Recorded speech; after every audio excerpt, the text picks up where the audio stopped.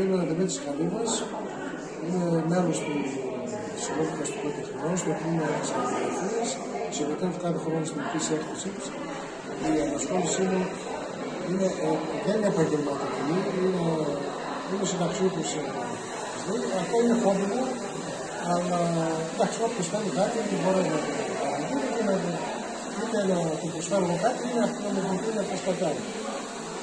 Ασχολούμαι μόνο με την καλλιγραφία, δεν θέλω να περιγράψω ζωγραφική καλλιγραφία, γιατί επηρεάζεται η μία τεχνική από την άλλη.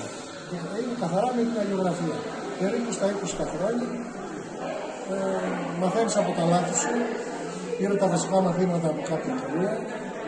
Από εκεί και πέρα κάθεσαι και μαθαίνεις από τα λάθη σου. Μέχρι πότε θα είναι ανοιχτή η έκθεση? Η έκθεση θα είναι μέχρι τη Δευτέρα, 30 Ιουνίου, σήμερα με το Παγκόσμιο, εκτός από το Σαββατοκύριακο που δεν έχει βιβλιοθήκη.